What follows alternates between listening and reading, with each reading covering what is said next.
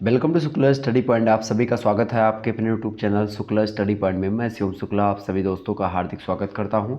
आज की वीडियो के माध्यम से हम लोग चर्चा करेंगे शिक्षा शास्त्र के बीए फोर्थ सेमेस्टर के सिलेबस के बारे में। आपको बता दूं, जब आप बीए फोर्थ सेमेस्टर में जाते हैं तो आपको शिक्षा शास्त्र में शिक्षा का मनोवैज्ञानिक परिप्रेक्ष्य पढ़ना पड़ता है। शिक्षा के मनोवैज्ञानिक परिप्रेक्ष्य का मतलब क्या होता है? तो शिक्षा का जो मनोवैज्ञानिक परिप्रेक्ष्य है, इसको अंग्रेजी में बोलते हैं साइकोलॉजिकल पर्सपेक्टिव्स ऑफ एजुकेशन। तो इसमें हम शिक्षा मनोविज्ञान के बारे में जानते हैं, ठीक है। जो डेवलपमेंट का प्रोसेस है उसको जानने का प्रयास करते हैं, ग्रोथ जानते हैं क्या है, तमाम प्रकार की चीज़ें। मैंने आपको सिलेबस ऑलरेडी बता रखा है, आप लोगों ने देखा होगा। तो आइए हम चर्चा करते हैं। आप लोगों के लगातार कमेंट आ रहे थे कि सर जी एजुकेशन का मॉडल पेपर आपने नहीं दिया है। तो एक प्रकार से यह वीडियो जो महासंग्राम रिवीजन क्लास है, परीक्षा के अंत समय के लिए बनाई जाती है। और परीक्षा अगर आपकी अभी नहीं है तो भी आपके लिए इम्पोर्टेंट वीडियो होगा, क्योंकि इस वीडियो के माध्यम से बहुत सारे जो प्रश्न होंगे और उनके उत्तर आपको लिखित स्वरूपा दिखाई पड़ेंगे और बहुत ही अच्छे तरीके से हम जानने का प्रयास करेंगे शिक्षा के मनोवैज्ञानिक परिप्रेक्ष्य के बारे में, जो कि बीए फोर्थ सेमेस्टर एजुकेशन में पूछा जाता है।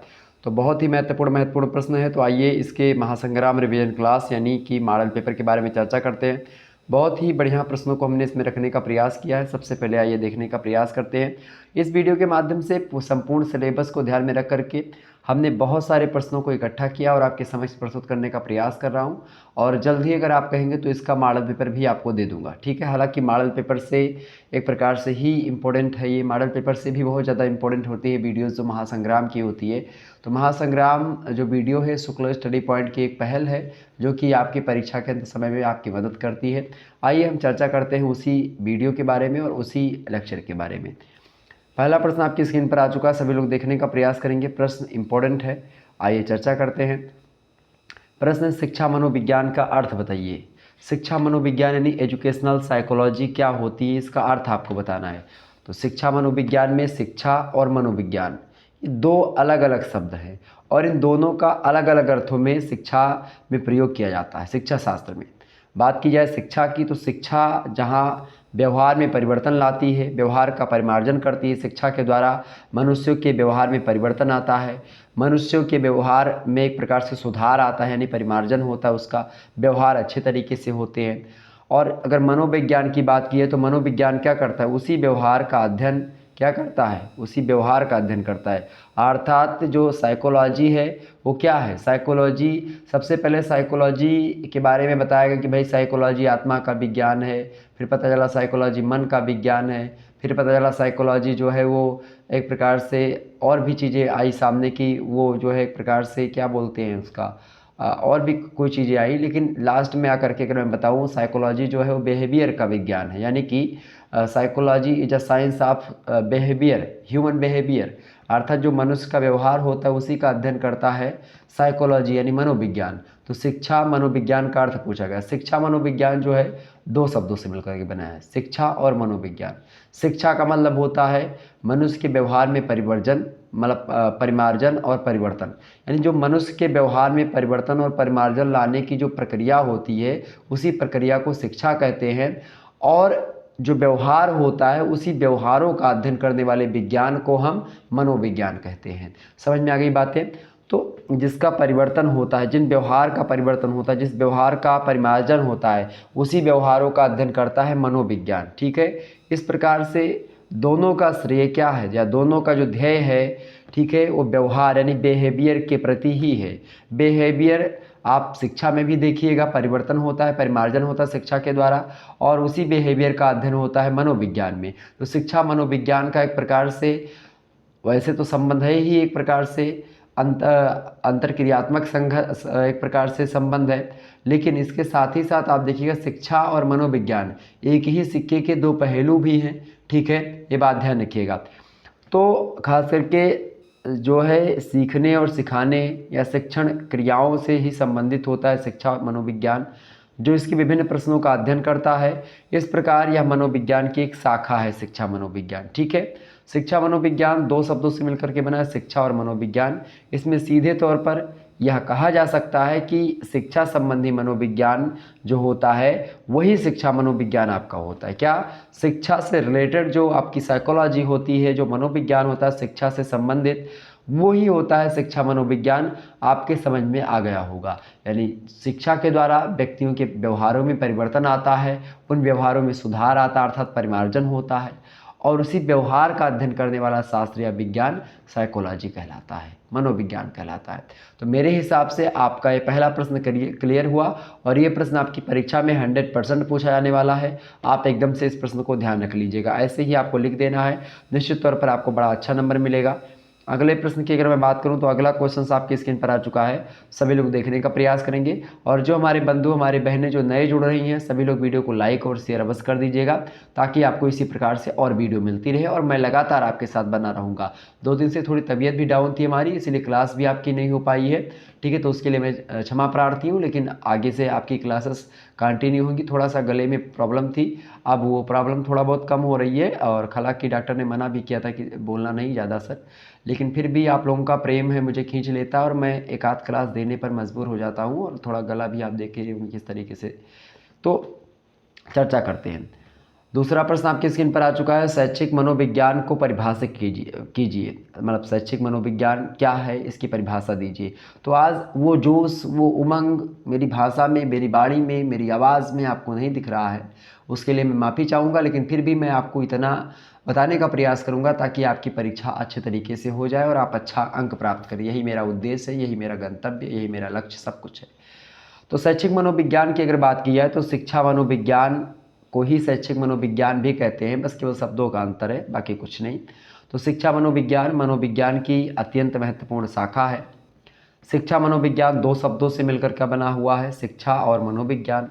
इन दोनों के संयोग से बना है, मतलब इन दोनों के योग होने से, सही माने होता है साथ साथ, योग माने होता है जुड़ना, यानी शिक्षा और मनोविज्ञान के साथ साथ जुड़ने से बना हुआ है मनोविज्ञान, शिक्षा मनोविज्ञान। निस्संदेह अगर कहा जाए बिना किसी संदेह के, शिक्षा जो है, शिक्षा मनोविज्ञान शब्द का शाब्दिक अर्थ जो होता है, शिक्षा से संबंधित जो मनोविज्ञान होता है उसी से होता है। शिक्षा मानव के व्यवहार में परिमार्जन से संबंधित रहती है, जबकि जो मनोविज्ञान होता है मानव व्यवहार के अध्ययन के तौर तरीकों से संबंधित होता है। अतः शिक्षा मनोविज्ञान का शाब्दिक अर्थ होता है मानव व्यवहार के परिमार्जन के तौर तरीकों के अध्ययन के रूप में लगाया जा सकता है। दूसरे शब्दों में हम यह भी कह सकते हैं कि मनोविज्ञान की वह शाखा है शिक्षा मनोविज्ञान जो मानव व्यवहार के उन्नयन व परिमार्जन, उन्नयन माने होता है बढ़िया, ठीक है, अवनयन माने होता है घटिया, उन्नयन माने होता है बढ़ना, ठीक है, और अवनयन माने होता है घटना, समझ रहे हैं ना। तो मानव व्यवहार के उन्नयन व परिमार्जन, यानी कि एक प्रकार से उनके जो व्यवहार होते हैं उनमें परिवर्तन तो आता है, लेकिन कैसा परिवर्तन, व्यवहारों में उन्नयन परिवर्तन होता है।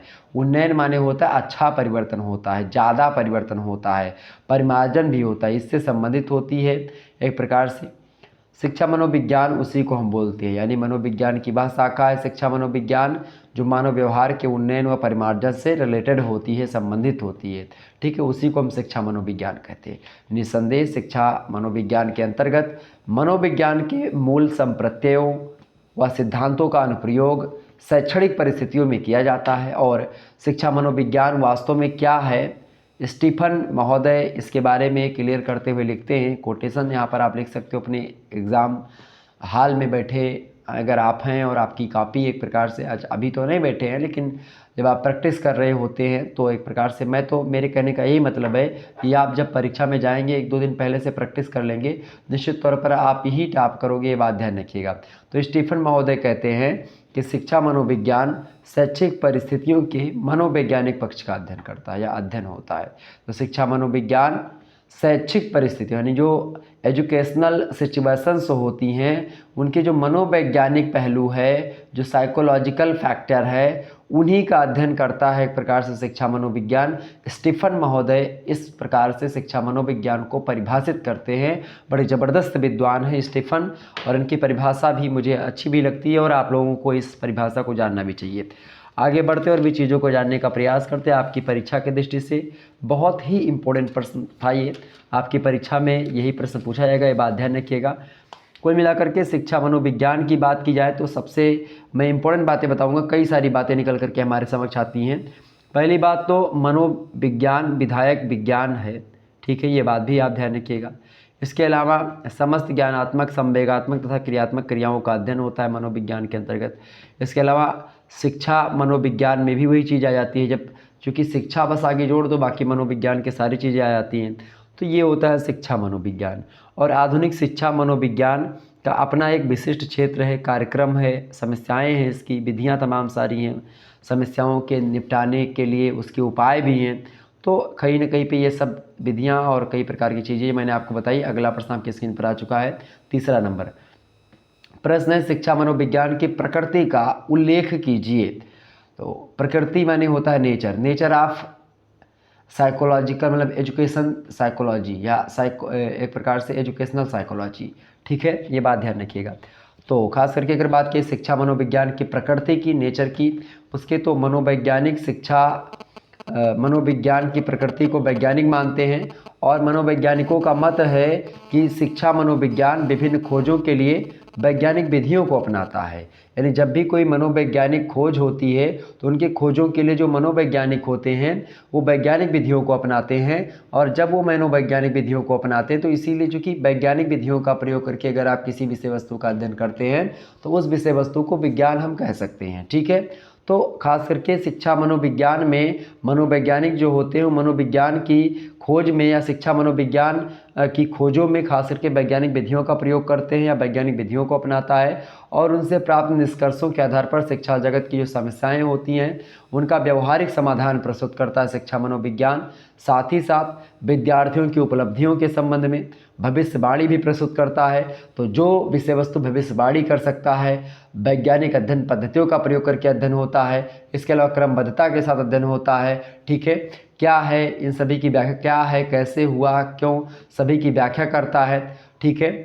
तो वो विषय वस्तु हम वैज्ञानिक मान सकते हैं। तो ऐसा शिक्षा मनोविज्ञान में आप देख सकते हैं जैसे कि वैज्ञानिक विभिन्न तथ्यों का निरीक्षण करता है, उसका परीक्षण करता है और उसके बाद में जो उनसे संबंधित जो निष्कर्ष होते हैं उन्हीं निष्कर्षों के आधार पर किसी सामान्य नियम का प्रतिपादन करता है, कोई भी वैज्ञानिक होता है।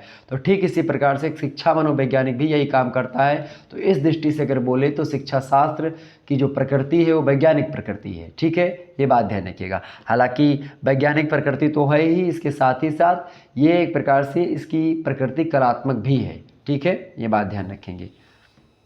यानी ये ह्यूमैनिटीज़ का भी सब्जेक्ट है। अगला क्वेश्चन आप देखिए, चौथा नंबर प्रश्न है, शिक्षा और मनोविज्ञान में संबंध स्थापित कीजिए। What is relation between education and psychology. तो अगर बात की शिक्षा और मनोविज्ञान के बीच संबंध की तो शिक्षा व्यवहार में परिवर्तन लाने को कहते हैं और व्यवहार में परिवर्तन लाने का तात्पर्य क्या होता है, व्यवहार को आदर्श रूप प्रदान करना, आइडियल रूप प्रदान करना, ताकि आपके व्यवहारों को कोई दूसरा भी अपना सके, यानी आपके विचारों पर लोग चल सके। तो इसको कहते हैं एक प्रकार से व्यवहार में परिवर्तन लाना। व्यवहार में नकारात्मक परिवर्तन नहीं, व्यवहार में सकारात्मक परिवर्तन लाना, ताकि आने वाली पीढ़ी आपके व्यवहारों को अपना सके, ऐसा परिवर्तन, ठीक है। ऐसा परिवर्तन नहीं कि आपको गांजा, चरस, अफीम और ये बीड़ी पीना सिखा दिया। ऐसे व्यवहार को हम शिक्षा मनोविज्ञान के अंतर्गत नहीं देखते हैं, ना उसका अध्ययन करते हैं। हम खास करके शिक्षा व्यवहार में परिवर्तन लाने को कहते हैं। और किस प्रकार के व्यवहार में, शिक्षा के द्वारा हम व्यवहार में ऐसा परिवर्तन लाते हैं जो कि समाज को एक आदर्श रूप दे सकता है। और इसी प्रकार शिक्षा के विभिन्न उद्देश्य भी होते हैं, लेकिन किसी भी उद्देश्य की प्राप्ति के लिए यह आवश्यक है कि व्यवहार में परिवर्तन हो। और व्यवहार में परिवर्तन तभी संभव है मेरे भैया जब उसके स्रोतों और कारकों का उनको ज्ञान होगा। जब ज्ञान होगा उनके कारकों का तभी जो है एक प्रकार से व्यवहार में परिवर्तन होगा और तभी अच्छा व्यवहार डेवलप होगा व्यक्तियों के अंदर। चूँकि मनोविज्ञान के अध्ययन का विषय व्यवहार है और शिक्षा व्यवहार में परिवर्तन लाती है और इन दोनों के आपसी संबंध बड़े अच्छे हैं, मधुरम में हैं, समानात्मक संबंध है, अंतरक्रियात्मक संबंध है, एक ही की सिक्के के दो पहलू का संबंध है, एक हेड है तो दूसरा टेल है, इस प्रकार का संबंध है। मतलब एक प्रकार से अन्योन्य आश्रित का संबंध है जिसको बोलते हैं आप। तो उस प्रकार का संबंध है शिक्षा और मनोविज्ञान के बीच में। आगे बढ़ते हैं, अगला क्वेश्चन बहुत ही इंपॉर्टेंट तरीके से हम लोग समझ रहे हैं। एक बार फटाफट से आप लोग वीडियो को लाइक और शेयर कर दीजिएगा। 5वां नंबर प्रश्न आपकी स्क्रीन पर आ चुका है, शिक्षा मनोविज्ञान के सामान्य उद्देश्य क्या है। सामान्य उद्देश्य जर्नल जो एक प्रकार से उद्देश्य है उसके बारे में पूछा जा रहा है आपसे, ठीक है। तो शिक्षा मनोविज्ञान का सामान्य उद्देश्य क्या है। इस प्रकार से संगठित तत्वों तथा सामान्य नियमों का एक ऐसा संग्रह प्रदान करना उद्देश्य होता है शिक्षा मनोविज्ञान का, जिसकी सहायता से, उस संग्रह की सहायता से शिक्षक सांस्कृतिक तथा व्यावसायिक लक्ष्यों को अधिक से अधिक प्राप्त कर सकें। ये होता है शिक्षा मनोविज्ञान के समान उद्देश्य। और इनमें निम्न तथ्यों पर विचार करना चाहिए। इसमें खास करके कौन कौन से तथ्य? सबसे पहली बात, शिक्षा मनोविज्ञान की दृष्टि से अगर देखें तो इसका जो अगला आपका वो होता है लक्ष्य या उद्देश्य जिसको आप बोलते हैं, एम जिसको आप बोलते हैं, तो निम्न तथ्यों पर विचार करना चाहिए। पहली बात तो भाई ऐसे सिद्धांतों तथा तथ्यों की खोज करना शिक्षा मनोविज्ञान में जिनसे व्यक्तित्व के विकास में सहायता प्राप्त हो, पर्सनालिटी डेवलपमेंट में हेल्प हो सके, ऐसे सिद्धांतों और ऐसे फैक्ट को, ऐसे प्रिंसिपल्स एंड ऐसे फैक्ट्स को डेवलप किया जाए जिससे क्या हो, पर्सनालिटी का डेवलपमेंट हो सके। तो पहली बात। दूसरा उद्देश्य इसका ये होता है शिक्षा मनोविज्ञान का कि शिक्षण विधि में सुधार लाना। शिक्षण विधि में सुधार लाना ये भी शिक्षा मनोविज्ञान का ही उद्देश्य है। इसके अलावा तीसरा उद्देश्य होता है शिक्षक को शिक्षण कार्य में सहायता देना, यानी कि एक टीचर को कैसे ट्रेनिंग देनी है, कैसे उसको प्रशिक्षित करना ताकि वह बच्चों को पढ़ा सके, बच्चों की भावनाओं को समझ सके। ठीक है, तो वो होता है ये भी उद्देश्य शिक्षा मनोविज्ञान का। चौथा उद्देश्य होता है सांस्कृतिक तथा व्यावसायिक उद्देश्यों की प्राप्ति में सहायता पहुंचाना। और इसके अलावा अगला उद्देश्य होता है बालक के व्यक्तित्व का विकास करना, पर्सनालिटी डेवलपमेंट, वो भी चिल्ड्रंस की, बच्चों की, ठीक है, बालकों की। तो एक प्रकार से कई सारे उद्देश्य होते हैं शिक्षा मनोविज्ञान के, बात ध्यान रखिएगा। आगे बढ़ते हैं, अगला प्रश्न आपकी स्क्रीन पर आ चुका है। छठा प्रश्न आप देखिएगा, छठवां नंबर प्रश्न है शिक्षा मनोविज्ञान का विषय क्षेत्र बताइए। फटाफट से आप बताने का प्रयास करेंगे। इंपॉर्टेंट प्रश्न है, शिक्षा मनोविज्ञान का विषय क्षेत्र बताइए भाई। तो शिक्षा मनोविज्ञान की बात की है तो इसका विषय विस्तार अत्यधिक व्यापक है, मतलब बड़ा है। और इसके अंतर्गत विद्यार्थी, अध्यापक, शिक्षण, शैक्षिक समस्याएं, विधियाँ, निर्देशन, परीक्षण और प्रमापन, ये सब कुछ आ जाता है एक ही विषय के अंतर्गत। यानी शिक्षा मनोविज्ञान के अंतर्गत आप विद्यार्थियों के बारे में पढ़ते हैं, विद्यार्थियों के डेवलपमेंट के बारे में, अध्यापकों के बारे में जानते हैं, शिक्षण सामग्रियों के बारे में जानते हैं, शिक्षकों के बारे में जानते हैं, ठीक है, पाठ्यक्रम यानी शिक्षण, इन सभी के बारे में जानते हैं, शैक्षिक समस्याएँ जो होती हैं उनके बारे में जानते हैं, तमाम प्रकार की शैक्षिक विधियों के बारे में पढ़ते हैं, निर्देशन के बारे में जानते हैं, परीक्षण के बारे में जानते हैं, प्रमापन करते हैं। ये तमाम प्रकार की चीज़ें जो हैं ये सब आती हैं खास करके इसके अंतर्गत। और इसका विस्तार इतना अनिश्चित है कि आज तक इसकी सीमाएं निर्धारित नहीं की जा सके शिक्षा मनोविज्ञान की। और आप देखिएगा ये एक प्रकार से एक ब्रॉड विषय वस्तु है, यानी बड़ी विषय वस्तु है शिक्षा मनोविज्ञान। इसके अंतर्गत बहुत चीज़ों के बारे में हम जानकारी ग्रहण करते हैं। तो ये एक प्रकार से शिक्षा मनोविज्ञान का विषय क्षेत्र इस प्रकार से आप लिख सकते हैं। अगला क्वेश्चन से आपका 7वां नंबर प्रश्न देखिएगा, शैक्षिक मनोविज्ञान के अध्ययन की विधियां बताएं। ये सारे के सारे प्रश्न बहुत ही महत्वपूर्ण है आपकी परीक्षा की दृष्टि से, और आपकी परीक्षा में प्रश्न पूछे जाएंगे। आप किसी भी विश्वविद्यालय से हैं, आपको यही पढ़ना और ये प्रश्न आपकी परीक्षा में आने वाला है। बस इसको आप लोग बड़े आसानी से तैयार कर लीजिएगा। प्रश्न आपका है शैक्षिक मनोविज्ञान के अध्ययन की विधियाँ कौन कौन सी हैं। तो शिक्षा मनोविज्ञान के निम्नलिखित अध्ययन विधियाँ महत्वपूर्ण मानी जाती हैं। पहली विधि है अंतर्दर्शन विधि, दूसरी विधि निरीक्षण विधि, तीसरी विधि प्रयोगात्मक विधि, चौथी विधि तुलनात्मक विधि, पांचवी विकासात्मक विधि, छठवीं जीवन वृत्त अध्ययन विधि, सातवीं विधि निदानात्मक विधि, आठवीं विधि मनोविश्लेषणात्मक विधि और नौवीं है सांख्यिकीय विधियाँ। तो एक प्रकार से ये शैक्षिक विज्ञान की विधियाँ हैं शैक्षिक मनोविज्ञान की। तो अंतर्दर्शन विधि एक प्रकार से अंतर में झांक करके, खुद के बारे में चर्चा करके या खुद के बारे में जान करके, तो अंतर्दर्शन मतलब खुद का दर्शन करके, आत्म को, अपने स्व को पहचान करके फिर एक प्रकार से वो विधि जो होती है। दूसरी बात है निरीक्षण करके, कोई चीज़ जा करके देख करके, सुन करके, उस पर मुआयना करके तब फिर उसके बाद में विचार दिया जाए। प्रयोगात्मक विधि प्रैक्टिकल आप जानते हैं, ये तुलनात्मक मतलब कि कंपेयर करके पता लगाया जाए। निदानात्मक विधि एक प्रकार से किसी समस्या का निदान करने के लिए। विकासात्मक विधि डेवलपमेंट से रिलेटेड। जीवन वृत्त अध्ययन विधि जिसमें एक प्रकार से जीवन से संबंधित हो, जीवन का वृतांत हो। मनोविश्लेषणात्मक विधि सांख्यिकीय विधि गणना वगैरह जिसमें होती है। समांतर माध्य लग एक प्रकार से माध्यिका, ये सब जिसमें चर्चा की जाती है। तो ये शैक्षिक मनोविज्ञान की अध्ययन विधियाँ हैं। अगला क्वेश्चन से आप देखिएगा, 8वां प्रश्न आपकी स्क्रीन पर आ चुका है। 8वां प्रश्न है विकास की अवस्थाएं बताइए। विकास की कितनी अवस्थाएं होती हैं इसको तो जानेंगे, लेकिन विकास की अवस्थाएं कौन कौन सी होती हैं या क्या है। तो विकास की विभिन्न अवस्थाओं के संबंध में मनोवैज्ञानिकों एवं शरीर विज्ञान वेत्ताओं में बहुत ज़्यादा मतभेद है। मनोवैज्ञानिक जो हैं वो अलग बताते हैं, शरीर विज्ञान वेत्ता अलग बताते हैं। परंतु डॉक्टर अर्नेस्ट जोन्स द्वारा दिया गया विकास की विभिन्न अवस्थाओं का विभाजन जो है वो सबसे अधिक उपयुक्त माना जाता है, अच्छा माना जाता है। तो उसी को हम समझने का प्रयास करेंगे। तो उन्होंने 4 भागों में बांटा है विकास की अवस्था को। कितने भागों में? तो बालक का विकास इन्हीं 4 अवस्थाओं में होता है। और ये 4 अवस्थाएं कौन कौन सी हैं? तो देखिए, पहली अवस्था है शैशवावस्था। शैशवावस्था जो होती है, बच्चा जब जन्म ले लेता है उससे लेकर के 5 वर्ष तक के समय को हम शैशवावस्था के नाम से जानते हैं। दूसरा जो शैशवावस्था के बाद में अवस्था आती है वो आती है बाल्य अवस्था। बाल्य अवस्था की बात की तो 6 साल का बच्चा से लेकर के 12 साल के बच्चे तक का जो एक प्रकार से समय काल है वो होगा आपका बाल्य अवस्था। अगर बात की किशोरावस्था की, तो किशोरावस्था जो होता है वो 12 साल से लेकर के 18 साल तक की जो उम्र होती है वो किशोरावस्था की उम्र होती है, बात ध्यान रखिएगा। वहीं अगला आपका है विकास की अवस्थाओं में अगर बात की जाए तो वो है प्रौढ़ावस्था। प्रौढ़ावस्था की बात की तो 18 वर्ष के बाद की जो अवस्था होती है उसको बोलते हैं प्रौढ़ावस्था। जब व्यक्ति 18 साल का हो जाता है उसके बाद में उसको वोट डालने का अधिकार भी हो जाता है, तो कहीं ना कहीं पे उस व्यक्ति को हम प्रौढ़ मान लेते हैं, पढ़ा लिखा मान लेते हैं, जानकार मान लेते हैं और अपना निर्णय स्वयं ले लेगा, ये भी हम जानते हैं। ठीक है, ये बात ध्यान रखिएगा। तो इस प्रकार से विकास की 4 अवस्थाएं होती हैं: शैशवावस्था, बाल्यावस्था, किशोरावस्था और प्रौढ़ावस्था। याद कर लीजिए, एग्जाम में प्रश्न आने वाला है वो वाला। अगला क्वेश्चन आपका 9वां नंबर प्रश्न आप देखिएगा, विकास के विभिन्न पक्ष कौन कौन से, फटाफट से आप बताने का प्रयास करेंगे। तो विकास की विभिन्न अवस्था में बच्चे में अनेक प्रकार के परिवर्तन होते हैं विकास की स्थिति में, और विकास की विभिन्न अवस्था के जो मुख्य पहलू हैं उन्हें अधोलिखित रूप से स्पष्ट किया जा सकता है। सबसे पहली बात, इन 4 अवस्थाओं में चाहे बात की शैशवावस्था की, बाल्यावस्था की, किशोरावस्था की या प्रौढ़ावस्था की, तो इसमें आप देखिएगा इन सभी अवस्थाओं में कई प्रकार के परिवर्तन देखने को आपको मिलते हैं एक बालक के जीवन में। तो अलग अलग अवस्थाओं में अलग अलग परिवर्तन तो आपको दिखेगा, लेकिन कुल मिलाकर के जो परिवर्तन दिखेगा वो कैसे दिखेगा, क्या होगा परिवर्तन, तो उसमें यही पूछा गया कि भाई वो कौन कौन से परिवर्तन है, अभी विभिन्न पक्ष कौन कौन से विकास के। सबसे पहला होता है आपका शारीरिक विकास, या तो आपका हाथ पैर बढ़ रहा है तो वो आपका हो गया शारीरिक विकास, ठीक है, आप बढ़ रहे हो। दूसरी बात है मानसिक विकास, आपका मन डेवलप हो रहा है, आप एक प्रकार से अच्छे तरीके से हर एक चीज़ को समझ पा रहे हैं, आपका मन अच्छे तरीके से कार्य कर पा रहा है, तो होता है मानसिक विकास, बच्चे का ऐसा होता है मानसिक विकास। तीसरी बात है सामाजिक विकास, सोशल डेवलपमेंट।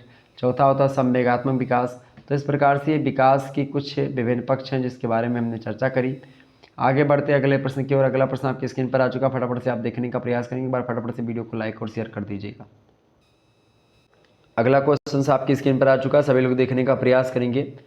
प्रश्न है क्या, मानव विकास से आपका क्या तात्पर्य है? मानव विकास किसे कहते हैं, ह्यूमन डेवलपमेंट किसे कहते हैं? बहुत इंपॉर्टेंट प्रश्न है, आपकी परीक्षा में प्रश्न आने वाला है। मानव विकास से आपका क्या अभिप्राय है, समझने का प्रयास करते हैं। तो मानव विकास का अध्ययन जो होता है वो शिक्षा मनोविज्ञान का एक महत्वपूर्ण अंग माना जाता है, और एक शिक्षक को, खास करके एक टीचर को, शिक्षक माने टीचर, तो एक टीचर को बालक की अभिवृद्धि के साथ साथ उसमें होने वाले विभिन्न प्रकार के विकास तथा उसकी विशेषताओं का ज्ञान होना भी आवश्यक होना चाहिए। जब तक एक टीचर इन अवस्थाओं के विकास क्रम के बारे में नहीं जानेगा तो बच्चे को अच्छे तरीके से ट्रीट नहीं कर पाएगा, उसको समझा नहीं पाएगा, ठीक है। और तभी वह शिक्षा की योजना का क्रियान्वयन कर पाएगा, विकास कर पाएगा, अभिवृद्धि के संदर्भ में कर सकता है अगर टीचर इन चीज़ों को जानेगा, कब किस मात्रा में कैसे विकास होता है, कौन कौन सा विकास होता है बच्चों में, तभी वो एक अच्छा टीचर माना जाएगा। विकास का संबंध अभिवृद्धि से आशय ये होता है कि मतलब आशय होता है पर यह शरीर के अंगों में होने वाले परिवर्तनों को विशेष रूप से व्यक्त करता है। उदाहरण के स्वरूप में हड्डियों के आकार में वृद्धि होती है, पर कड़ी हो जाने के कारण से उनके स्वरूप में परिवर्तन भी हो जाता है। इस प्रकार विद्या में अभिवृद्धि का भाव सदैव निहित रहता है। विकास की प्रक्रियाएं गर्भाधान से प्रारंभ होकर के जन्म के बाद तक चलती रहती हैं, और जिनमें बच्चे का शारीरिक, मानसिक और सामाजिक विकास आदि होता है। हरलाक महोदय कहते हैं इस संबंध में कि विकास आम वृद्धि तक सीमित ही नहीं होता है, इसके बजाय इसमें प्रौढ़ावस्था के लक्ष्य की ओर परिवर्तनों का प्रगतिशील क्रम निहित होता है, और विकास के परिणाम स्वरूप व्यक्ति में नवीन विशेषताएं, नई विशेषताएं, नवीन योग्यताएं, नया टैलेंट, नई योग्यता जो है वो प्रकट होती है। तो ये एक प्रकार से हो गया आपका मानव विकास के बारे में कुछ बातें। अगला क्वेश्चन आपका आ चुका, बहुत ही महत्वपूर्ण प्रश्न है, ज्वलंत प्रश्न है, आपकी परीक्षा में 100% आने वाला प्रश्न है, अभिवृद्धि एवं विकास में अंतर स्पष्ट कीजिए। अभिवृद्धि को अंग्रेजी में बोलते हैं ग्रोथ और विकास को बोलते हैं डेवलपमेंट। ठीक है, क्या बोलते हैं? डेवलपमेंट, जिसको बोलते हैं डेवलपमेंट। ठीक है, डेवलपमेंट। तो अभिवृद्धि को बोलते हैं ग्रोथ और इसको बोलते हैं विकास को डेवलपमेंट। आइए अंतर समझने का प्रयास करते हैं दोनों में। पहला अंतर है अभिवृद्धि में कि अभिवृद्धि जो होती है विशेष आयु तक चलने वाली एक प्रक्रिया होती है, मतलब जो अभिवृद्धि माने शरीर में परिवर्तन। विकास जो होता है जन्म से मृत्यु तक चलने वाली एक प्रक्रिया होती है। ठीक है। दूसरी बात, परिमाणात्मक परिवर्तन की अभिव्यक्ति होता है अभिवृद्धि, जबकि गुणात्मक एवं परिमाणात्मक पक्षों की अभिव्यक्ति होता है आपका विकास। ठीक है। तीसरी बात यह है कि बुद्धि विकास का एक चरण है और विकास में बुद्धि भी सम्मिलित होती है। ठीक है। अगला अंतर है परिवर्तनों को देखा तथा नापा नहीं जा सकता है कि कितना परिवर्तन हुआ। ठीक है, और ना ही उसको देख ही पाएंगे आप। परिवर्तनों को अनुभव किया जा सकता है, नापा नहीं जा सकता है, ये विकास में भी ऐसा होता है। अगला प्रश्न आप देखिएगा, जो है अगला प्रश्न आपका अभिवृद्धि में कि केवल शारीरिक परिवर्तनों को प्रकट करती है अभिवृद्धि, जबकि अगर बात की संपूर्ण शरीर के संपूर्ण पक्षों के परिवर्तनों को संयुक्त रूप से प्रकट करता है, एक प्रकार से करती है क्या? विकास। ठीक है, तो इस प्रकार से आपने समझा विकास और अभिवृद्धि में अंतर। अगला प्रश्न आपके स्क्रीन पर आ चुका, देखिएगा 12वां नंबर प्रश्न है, बहुत ही इंपॉर्टेंट प्रश्न है। प्रश्न है क्रियात्मक विकास किसे कहते हैं? तो क्रियात्मक विकास की अगर बात की है तो क्रियात्मक विकास को चालक विकास या गत्यात्मक विकास भी कहते हैं, ध्यान रखेंगे, ऑब्जेक्टिव बोलो। और क्रियात्मक विकास के अंतर्गत हाथ पैर एवं शरीर के अन्य भागों की मांसपेशियों का समन्वय, गति तथा उनकी शक्ति भी निहित होती है। बालक के शारीरिक विकास के साथ साथ क्रियात्मक क्षमताओं का होना भी अनिवार्य है। ये योग्यताएं मानसिक विकास से संचालित होती हैं तथा बालक अपने वातावरण से समायोजन हेतु इनका प्रयोग भी करता है। बालक का क्रियात्मक विकास उसकी कार्य शक्ति निर्धारित करता है और इसी पर उसकी सफलता एवं असफलता जो होती है वो निर्भर करती है। ठीक है, तो ये क्रियात्मक विकास के द्वारा ही होता है कि भाई वो आगे चल करके उस सफल होगा या असफल होगा, ये पहले से ही पता चल जाता है। आपने पता होगा गांव वगैरह में एक कहावत आपने सुनी होगी कि होनहार बिरवान के होत चिकने पात। तो जो होनहार बच्चे होते हैं वो एक प्रकार से पहले से पता चल जाता है कि भाई ये बच्चे अच्छे हैं। ठीक है, ये बात ध्यान रखिएगा। तो क्रियात्मक विकास जो होता है वो एक प्रकार से ठीक इसी प्रकार से माना जा सकता है। ठीक है, आगे बढ़ते हैं। 13वां विकास आपकी स्क्रीन पर आ चुका, फटाफट से आप देखने का प्रयास करेंगे। प्रश्न बहुत ही इंपॉर्टेंट है भाई। चले 13वां प्रश्न आपका, गत्यात्मक विकास के सिद्धांत बताएं। गत्यात्मक विकास क्या होता है? तो विकास सामान्य से विशिष्ट क्रियाओं की ओर होता है। दूसरी बात, क्रियात्मक विकास बड़ी से छोटी मांसपेशियों की ओर होता है, ये गत्यात्मक विकास का दूसरा सिद्धांत है। तीसरा सिद्धांत है क्रियात्मक विकास प्रतिमान में भविष्यवाणी योग्य कुछ अवस्थाएं होती हैं। इसके अलावा क्रियात्मक विकास का निश्चित क्रम भी होता है, तो ये गत्यात्मक विकास के सिद्धांत हैं। और पांचवा ये है कि क्रियात्मक विकास अधिगम एवं परिपक्वता की अंतःक्रिया के फलस्वरूप होता है। तो ये सब एक प्रकार से गत्यात्मक विकास के सिद्धांत हैं। ठीक है, आगे बढ़ते हैं।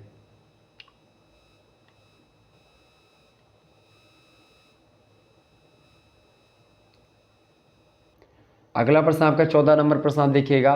प्रश्न सीखने की परिभाषा दी लिखिए, बहुत ही इंपॉर्टेंट प्रश्न है। सीखना या अधिगम, सीखने को ही अधिगम बोलते हैं, तो अधिगम लिखा हुआ प्रश्न आपको मिल सकता है आपके एग्जाम में। तो सीखने की परिभाषा अगर बात की जाए तो सीखने की परिभाषा निम्नलिखित है।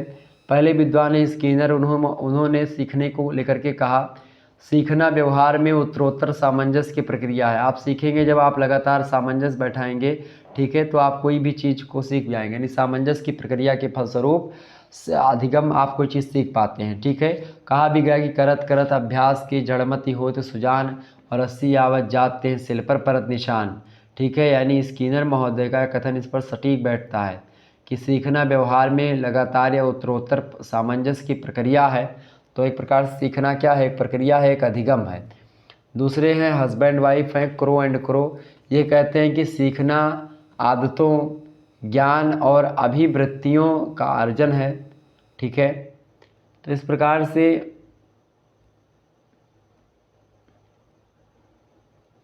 प्रकार से आपने सीखने के बारे में यानी अधिगम के बारे में आपने जाना समझा। आगे बढ़ते हैं, अगला क्वेश्चन आपकी स्क्रीन पर आ चुका है। 15वां क्वेश्चन आप देखिएगा, अधिगम स्थानांतरण से क्या आशय है। तो शिक्षण के माध्यम से जो कुछ भी सीखा गया है उसका प्रयोग किसी अन्य परिस्थिति में करना ही शिक्षा का स्थानांतरण कहलाता है। और शिक्षण के स्थानांतरण को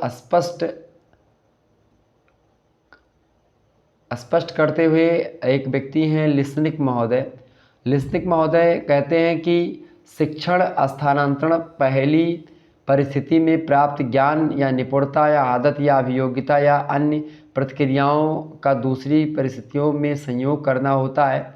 और इस प्रकार एक परिस्थिति में प्राप्त ज्ञान या अन्यत्र किसी अन्य परिस्थिति में प्रयोग ही शिक्षण का स्थानांतरण होता है। ठीक है, ये बात ध्यान रखिएगा।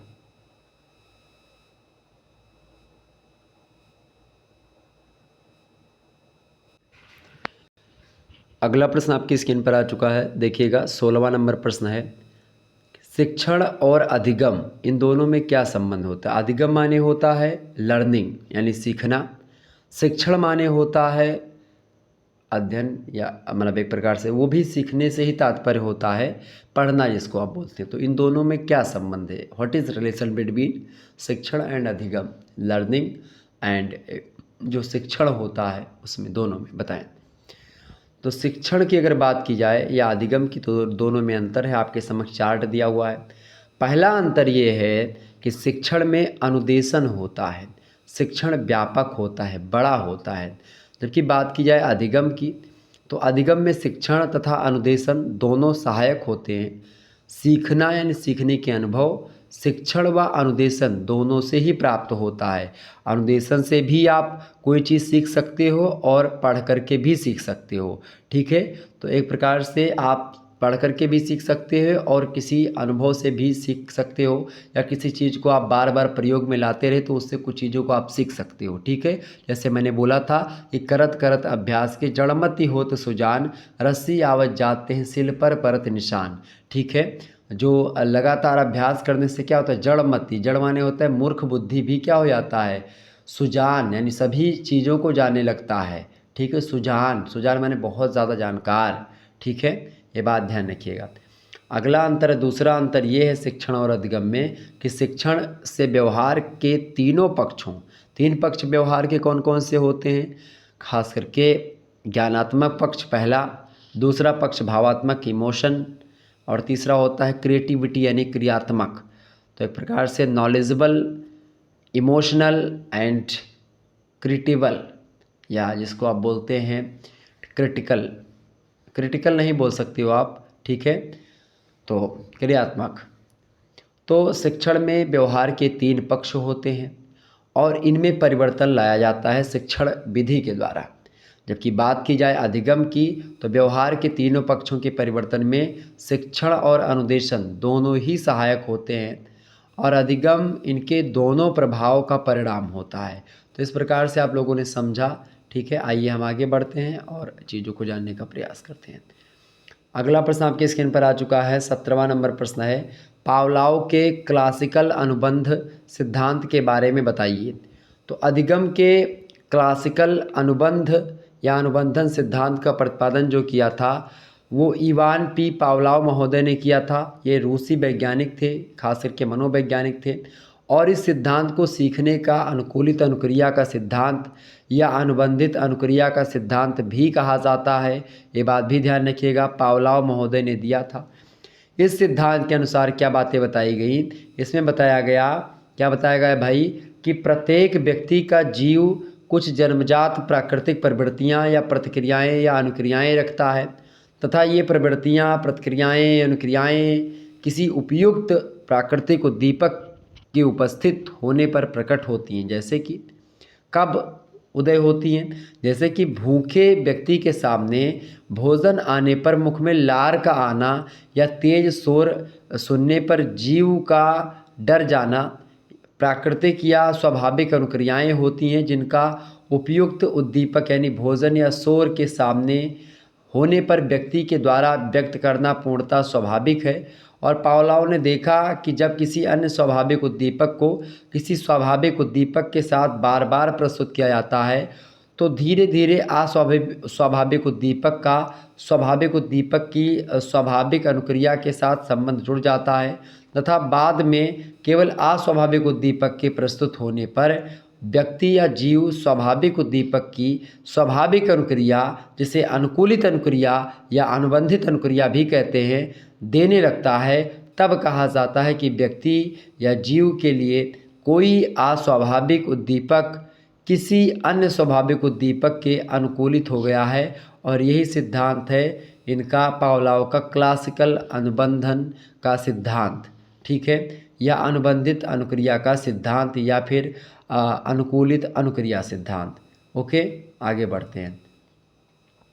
18वां क्वेश्चन आप देखिएगा, अधिगम या सीखने के साहचर्य सिद्धांत को मनोवैज्ञानिकों ने कितने भागों में बांटा? फटाफट से आप बताने का प्रयास करेंगे। इंपॉर्टेंट प्रश्न है आपका। अधिगम का जो सीखने का साहचर्य सिद्धांत है, इसके बारे में आपसे पूछा गया, साहचर्य सिद्धांत के बारे में। तो मनोवैज्ञानिकों ने कितने भागों में बांटा है साहचर्य सिद्धांत को? तो साहचर्य सिद्धांत से अभिप्राय उन सिद्धांतों से होता है जो मानव व्यवहारों को नियंत्रित करते हैं, कंट्रोल करते हैं ह्यूमन बिहेवियर को। उन व्यवहारों को खास करके हम बोलते हैं जो कि नियंत्रित करते हैं, किसको? मानव व्यवहारों को नियंत्रित करते हैं ऐसे सिद्धांत। तो उन्हीं सिद्धांतों से मतलब होता है साहचर्य सिद्धांत का भी। तो इसमें सीखने की क्रिया में कुछ अनुकूल एवं प्रतिकूल परिस्थितियों, घटनाओं और वस्तुओं की उपस्थिति के कारण उनसे सीखने की क्रिया का साहचर्य स्थापित होता है या हो जाता है और उनके द्वारा सीखने की क्रिया प्रभावित होती है। इसके परिणाम स्वरूप होता यह है कि मानव या पशु के व्यवहार पर भी इसका प्रभाव पड़ता है और व्यक्ति के व्यवहार भी खास करके साहचर्य के नियम से नियंत्रित होते हैं। साहचर्य के सिद्धांत को मनोवैज्ञानिकों ने कई भागों में बांटा है, पूछा गया था। तो पहला भाग है अनुकूलित अनुक्रिया का सिद्धांत पहला, दूसरा है उद्दीपन अनुक्रिया का सिद्धांत, तीसरा है पुनर्बलन का सिद्धांत।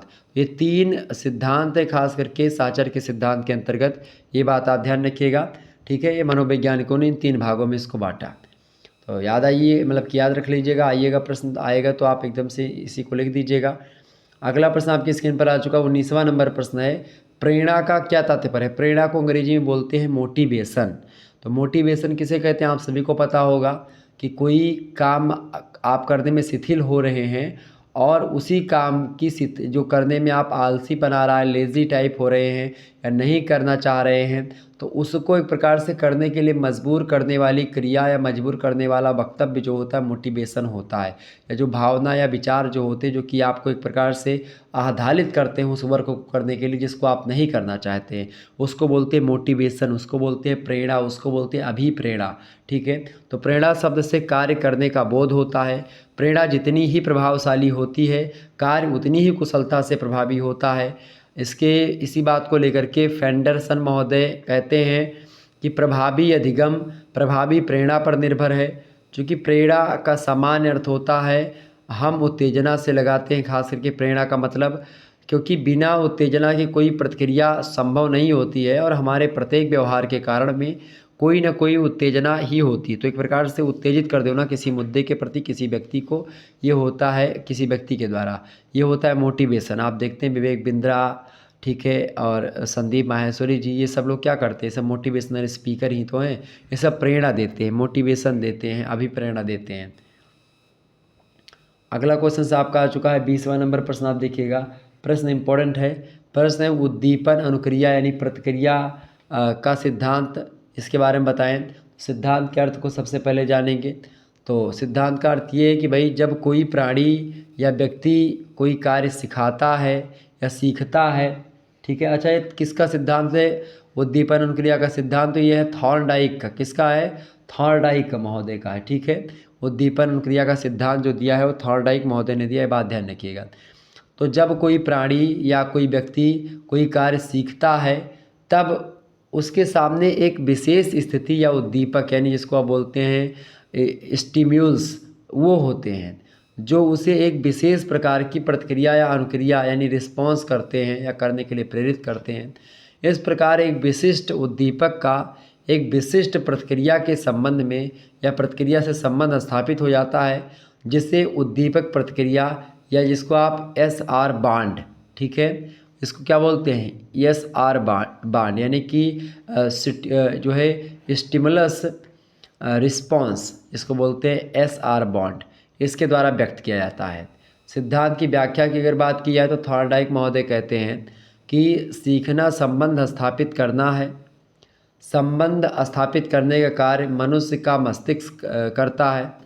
थॉर्नडाइक के इस सिद्धांत पर प्रकाश डालते हुए बिग और हंट महोदय ने कहा कि सीखने की प्रक्रिया में किसी मानसिक क्रिया का शारीरिक क्रिया से, शारीरिक क्रिया का मानसिक क्रिया से, मानसिक क्रिया का मानसिक क्रिया से और शारीरिक क्रिया का शारीरिक क्रिया से संबंध होना आवश्यक होता है। ये बात ध्यान रखिए। तो सीखने की प्रक्रिया किसी मानसिक क्रिया का शारीरिक क्रिया से, शारीरिक क्रिया से और मानसिक क्रिया से, मानसिक क्रिया से और शारीरिक क्रिया से, ये सभी संबंध स्थापित होना आवश्यक होता है, खास करके इसमें, किसमें, तो उद्दीपन अनुक्रिया सिद्धांत में। आगे बढ़ते हैं, अगला क्वेश्चन।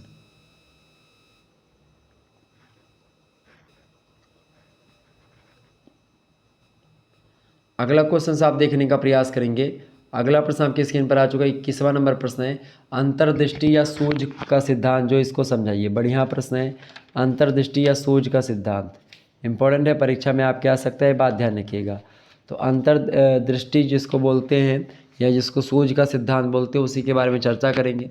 तो जर्मन मनोवैज्ञानिक थे वर्दीमर कोफा और कोहलर, इन दोनों ने जिस सिद्धांत का प्रतिपादन किया उसी को बोलते हैं सूक्ष्म, मतलब सूझ या अंतर्दृष्टि का सिद्धांत, इसी के नाम से हम जानते हैं इसको।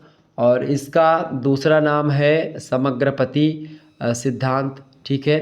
समग्राहति मतावलंबी कहते हैं एक गेस्टाल्ट या आकृति एवं समग्र है जिसकी विशेषताएं पता लगाई जाती हैं। तो कहीं ना कहीं पे अंतर्दृष्टि या सोच के सिद्धांत के बारे में कुछ बातें बताइए, हम इसके अर्थ को समझते हैं। तो सिद्धांत का अर्थ ये है कि मनोवैज्ञानिकों ने के अनुसार मनुष्य कुछ कार्यों को करके सीखते हैं तथा कुछ कार्यों को दूसरों के को करता देख करके फिर से सीखते हैं। हम अपने जीवन में कुछ कार्य ऐसा भी करते हैं जिन्हें ना तो दूसरों को करता हुआ देखते हैं और ना ही दूसरों के बताए के अनुसार करते हैं, बल्कि हम अपने आप सीख लेते हैं। और इस प्रकार की सीख को मनोवैज्ञानिकों ने सूझ के द्वारा सीखना बताया है या कहा है।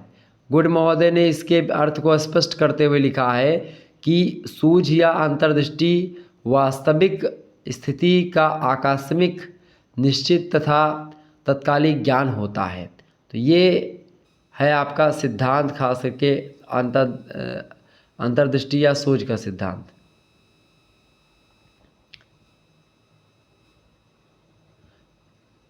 कोहलर ने वनमानुष का प्रयोग करके यह सिद्ध कर दिया कि प्राणी सूझ या अपने लक्ष्य की प्राप्ति कर सकता है। इसके शैक्षिक महत्व को स्पष्ट करते हुए गैरिसन और अन्य ने लिखा है कि विद्यालय में बालक की समस्या समाधान पर आधारित अधिकांश सीखने की इस सिद्धांत द्वारा व्याख्या की जा सकती है। ये बात ध्यान रखिएगा।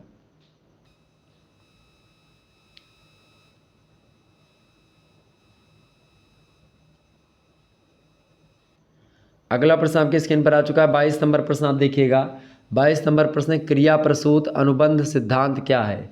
क्रिया प्रसूत अनुबंध सिद्धांत, तो क्रिया प्रसूत अनुबंध सिद्धांत की अगर बात की जाए, इसको बोलते हैं ऑपरेंट कंडीशनल थियरी। इस सिद्धांत का प्रतिपादन किया था अमेरिका के मनोवैज्ञानिक थे B.F. स्किनर, इन्होंने किया था। और इसने पहले किए हुए अध्ययनों का ऐतिहासिक सर्वेक्षण किया, परिक्षेप की क्रिया यानी रिफ्लेक्स के संप्रत्यय विचार का क्रियात्मक विश्लेषण किया और उसके अनुसार व्यक्ति के व्यवहार का मूल आधार उत्तेजन प्रतिक्रिया संबंधों का विकसित सहसंबंध है।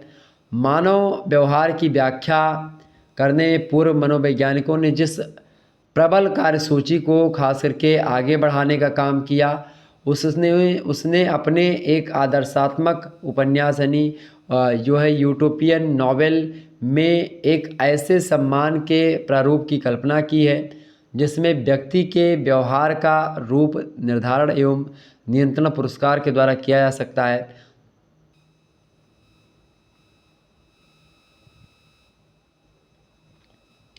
स्किनर ने क्या किया, चूहों और कबूतरों पर एक प्रकार से उन्होंने क्या किया है भाई, निष्कर्ष निकाला। क्या निष्कर्ष निकाला, दो प्रकार के व्यवहार पाए जाते हैं प्राणियों में, ये बताया एक प्रकार से स्किनर महोदय ने। उन्होंने कहा अनुक्रिया यानी कि रिस्पोंडेंट तथा क्रिया प्रसूत यानी ऑपेरेंट। अनुक्रिया का संबंध होता है उत्तेजना से और क्रिया प्रसूत का संबंध होता है किसी ज्ञान उद्दीपन से नहीं, ठीक है, नहीं होता। तो क्रिया प्रसूत का केवल अनुक्रिया की दर से मापा जा सकता है, ये बात ध्यान रखिएगा। स्किनर के क्रिया प्रसूत सिद्धांत के विषय में M.L. बिग्गी ने लिखा है कि क्रिया प्रसूत अनुबंधन या अनुबंध अधिगम की एक प्रक्रिया है जिसमें सतत या संकुचित अनुक्रिया होती है और ऐसे समय क्रिया प्रसूतता की शक्ति बढ़ जाती है, ठीक है।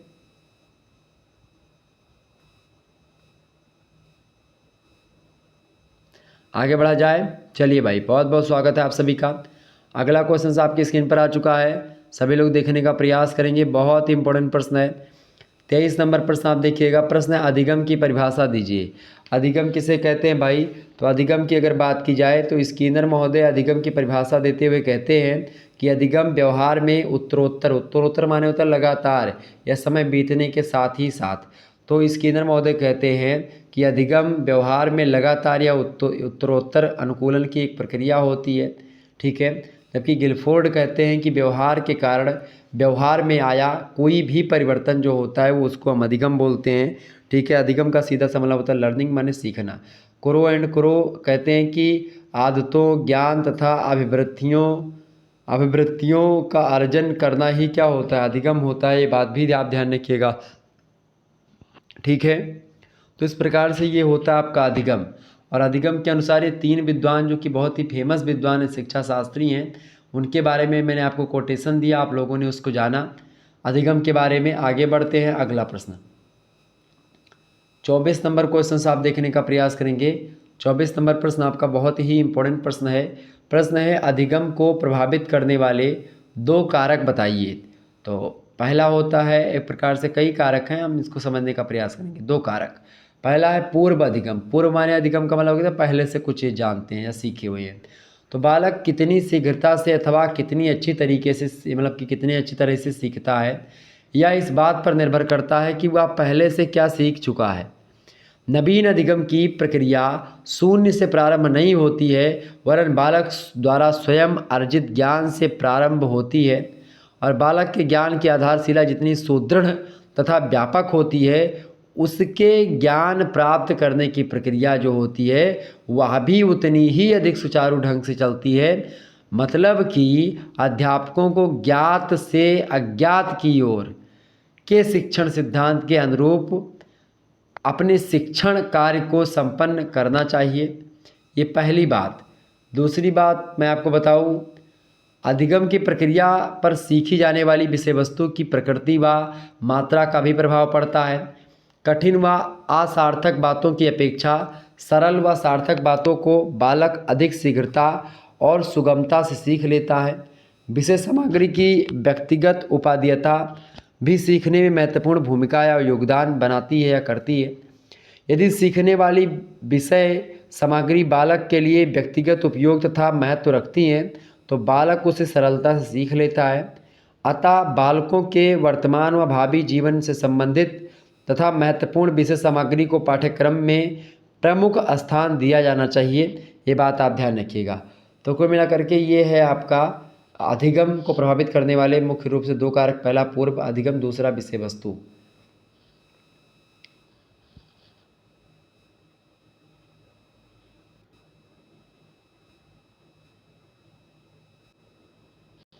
आगे बढ़ा जाए, चलिए अगला प्रश्न आपका आ चुका है। 25वां नंबर क्वेश्चन आप देखने का प्रयास करेंगे, बहुत ही इंपॉर्टेंट प्रश्न है, सभी लोग देखने का प्रयास करेंगे। अच्छा, जो सूझ का सिद्धांत मैंने बताया था उसमें कई सारी चीज़ें हैं, अंतर्दृष्टि या सूझ का सिद्धांत जिसको आप बोलते हैं, ये बात ध्यान रखिएगा। मतलब सीखने की क्रिया धीरे धीरे एक के बाद एक या प्रयास के बाद प्रयास से ही नहीं बल्कि संपूर्ण परिस्थिति के निरीक्षण के एकाएक उत्पन्न सूझ के द्वारा उत्पन्न होती सूझ एवं अंतर क्रिया का सिद्धांत। ये बात ध्यान रखिएगा, अधिगम से रिलेटेड है इसीलिए मैंने बताया। अधिगम माने होता है सीखना, तो इसकी विधियाँ कौन कौन सी, सबसे पहले ये बताएं। बहुत ही इंपॉर्टेंट प्रश्न है, आइए चर्चा करते हैं। तो अधिगम प्रक्रिया को आगे बढ़ाने के लिए कई प्रकार की विधियों का प्रयोग किया जाता है। अधिगम की कुछ प्रमुख विधियां निम्नलिखित है। पहली है करके सीखना, यानी सीखने मतलब करके सीखने में व्यक्ति किसी कार्य को स्वयं करने का अभ्यास करता है तथा जिसके परिणाम स्वरूप वह उस कार्य को सीख जाता है। ये एक प्रकार से पहला विधि हुई या पहली विधि हुई अधिगम की। दूसरी विधि है निरीक्षण करके सीखना, अर्थात इसके अंतर्गत व्यक्ति स्वयं निरीक्षण करके नवीन बातों को सीखता है, दूसरी विधि। तीसरी विधि होता है परीक्षण करके सीखना। परीक्षण करके सीखने का मतलब क्या होता है? परीक्षण करके सीखने के अंतर्गत व्यक्ति जो होता है स्वयं परीक्षण करता है तथा नवीन कार्यों को अपने अनुभवों के आधार पर सीखता है। ये होगा परीक्षण करके सीखना। चौथा जो एक प्रकार से है वो आपका क्या बोलते हैं, चौथा जो विधि है वो कौन सी है बताइए? प्रश्न क्या पूछा जा रहा है आपसे? चौथी जो विधि है वैज्ञानिक विधि वो कौन सी भाई? अधिगम की जो विधि है वो कौन सी विधि है?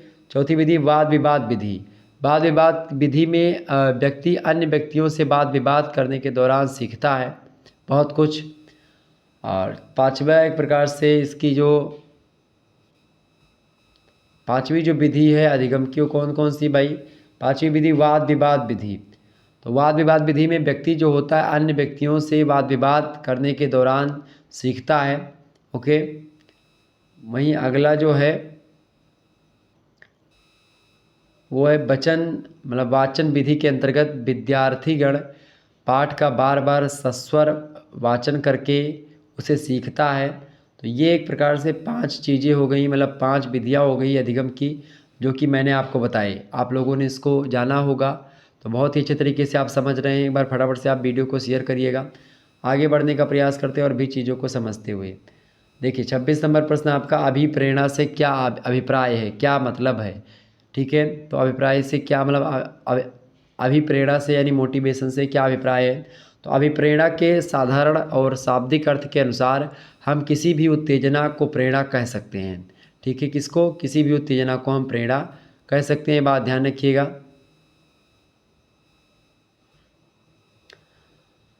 जिसके कारण कोई व्यक्ति प्रतिक्रिया या व्यवहार करता है। इस प्रकार की उत्तेजना आंतरिक व बाह्य दोनों हो सकती है, किंतु मनोवैज्ञानिक दृष्टि से प्रेरणा एक मानसिक प्रक्रिया है और एक आंतरिक शक्ति है जिसमें व्यक्ति खास करके अपने अंदर से किसी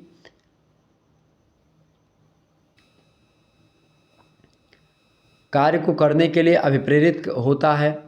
और इस प्रकार प्रेरणा को प्राणी के शरीर यंत्र की चालक शक्ति कहा जा सकता है, जो कि व्यक्ति को व्यवहार करने के लिए प्रेरणा देती है। मनोवैज्ञानिक परिभाषाओं के द्वारा खास करके अभिप्रेरणा के अभिप्राय को और भी स्पष्ट हम कर सकते हैं और भी अच्छे तरीके से समझ सकते हैं।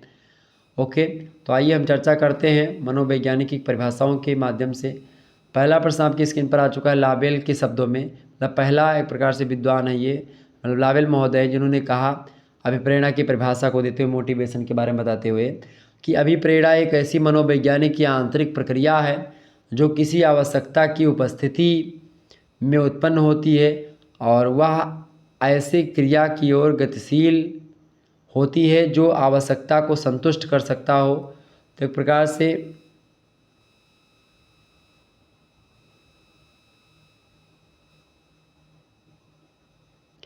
अगला प्रश्न आपकी स्क्रीन मतलब यही देखिए, गुड महोदय ने इसके बारे में बताया था। किसके बारे में भाई?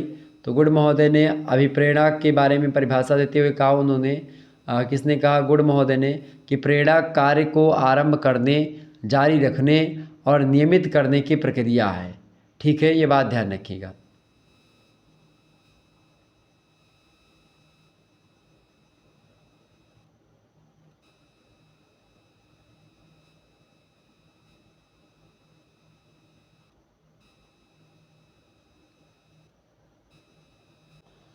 तो ये हो गया आपका क्या भाई, प्रेरणा यानी अभिप्रेरणा। अगला क्वेश्चन आपका 27 नंबर प्रश्न आप देखने का प्रयास करेंगे। 27 नंबर प्रश्न, समायोजन के लक्षण बताइए। समायोजन के लक्षण निम्नलिखित है। पहला लक्षण है परिस्थिति का ज्ञान होना चाहिए। जब भी आप कोई समायोजन कर रहे हैं, कोई तारतम्यता स्थापित कर रहे हैं, समायोजन कर रहे हैं, सबसे पहली बात आप उसको उस परिस्थिति के बारे में जानकारी होनी चाहिए जिस परिस्थिति का आप समायोजन करवा रहे हैं या कर रहे हैं। तो सबसे पहले आपको समायोजन के परिस्थिति का ज्ञान होना चाहिए। दूसरी बात, संतुलन आपके अंदर होना चाहिए ज़बरदस्त तरीके से, तभी आप समायोजन कर पाएंगे। तीसरी बात, पर्यावरण का भी ध्यान रखना पड़ेगा। चौथी बात, संतुष्टि एवं सुख का भी ध्यान रखना पड़ेगा। पांचवी बात, सर्वदेगात्मकता, एक प्रकार से यानी संवेगात्मकता जो होती, इमोशनल जो चीज़ें होती हैं, तो इमोशनल जो चीज़ें होती खास करके ये भी समायोजन के एक लक्षण में आती हैं, इमोशन। और छठी जो एक प्रकार से लक्षण है समायोजन का, वो है साहसी एवं समस्या का समाधान युक्त। ठीक है, तो आगे बढ़ते हैं। अगला क्वेश्चन आपका आ चुका 28 नंबर क्वेश्चन आप देखिएगा। प्रश्न है भाषा विकास किसे कहते हैं। तो भाषा उन महत्वपूर्ण कारकों में से एक है जो मनुष्य को विश्व के समस्त उन जीवधारियों से अलग करती है। हरलाख महोदय कहते हैं कि दूसरे व्यक्तियों के समक्ष अपने विचार व्यक्त करने की शक्ति तथा क्षमता को हम क्या कहते हैं, भाषा कहते हैं। ठीक है, जबकि ब्राउनफील्ड महोदय इसी के बारे में कहते हैं, परिभाषा देते हुए शक्ति और क्षमता के बारे में क्या कहते हैं, मतलब भाषा के विकास को लेकर के वो कहते हैं। हरलाख महोदय ने क्या कहा कि दूसरे व्यक्तियों के समक्ष अपने विचार व्यक्त करने की शक्ति या क्षमता को हम भाषा कहते हैं। ब्राउनफील्ड ने कहा कि अन्य लोगों के साथ संपर्क स्थापित करने की क्रिया को हम भाषा कहते हैं। जबकि डामविल महोदय ने कहा कि किसी जाति के भाषा विकास का इतिहास उसकी बुद्धि विकास का इतिहास होता है।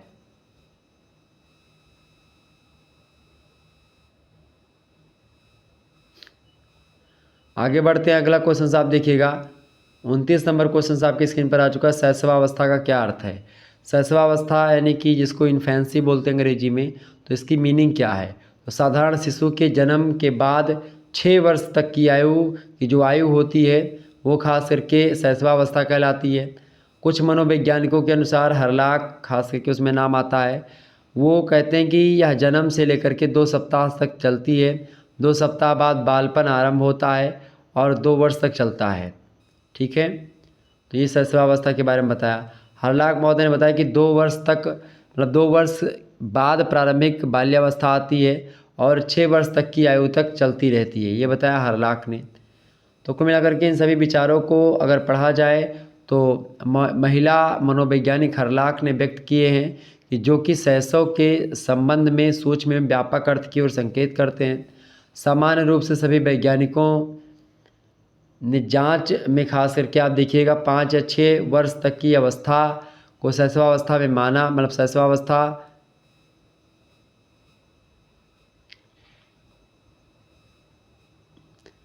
शैशवावस्था माना है। ठीक है, यानी जन्म से लेकर के 5 या 6 वर्ष की जो अवस्था है उसको शैशवावस्था बोलते हैं। जैसा कि क्रो एंड क्रो ने लिखा है कि शैशवावस्था औसतन जन्म से 5 या 6 वर्ष तक चलती है, जिसमें इंद्रियां काम करने लगती हैं और बालक रेंगना, चलना और बोलना सीखने लगते हैं। ठीक है, ये बात ध्यान रखिएगा। तो इस प्रकार से आप लोगों ने बहुत सारे प्रश्नों के बारे में जाना, समझा और परखा। अब मैं बता दूं आपके लगभग 29 क्वेश्चंस हो गए हैं। बाकी 30 क्वेश्चंस मैं अगले दिन चर्चा करूंगा। हालांकि 30 तक मैं आपको बता दूं, फिर 31 से आपको पढ़ना रह जाए, ताकि कुछ ही प्रश्न बचे हुए हैं। आदत किसे कहते हैं। तो गैरट महोदय आदत की परिभाषा को देते हुए कहते हैं हैबिट के बारे में कि आदत जो होता है उस व्यवहार का नाम है जो इतनी अधिक बार दोहराया जाता है कि जिसे व्यवहार स्वचालित हो जाता है। ठीक है, तो आदतों का निर्माण बचपन अवस्था से ही प्रारंभ हो जाता है बच्चों में, और आदतों को सरलता से छोड़ा भी नहीं जा सकता है। कोई भी आदत हो, चाहे अच्छी चाहे बुरी, आपसे जल्दी छूटती नहीं है।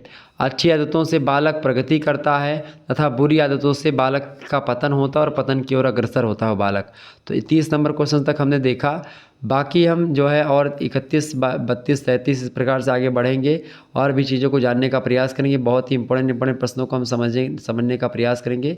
आपकी परीक्षा की दृष्टि से सारे के सारे प्रश्न बहुत ही इंपॉर्टेंट हैं। तो चलिए फिर मिलेंगे हम नेक्स्ट वीडियो में। अगला बाकी 31 से लेकर के मैं प्रारंभ करूँगा और आपका लगभग कई सारे प्रश्न और भी आपके बचेंगे, तो उस पर हम चर्चा कर लेंगे अगली वीडियो में। तो इसका पार्ट 2 आएगा, उसको भी देख लीजिएगा, आसानी से हर एक चीज़ को आप समझ पाइएगा। ओके, तो ये चीज़ देख लीजिएगा। बाकी हम और भी तमाम प्रकार की वीडियोज़ आपके चैनल पर उपलब्ध हैं, हर एक सब्जेक्ट की आप देख लीजिएगा।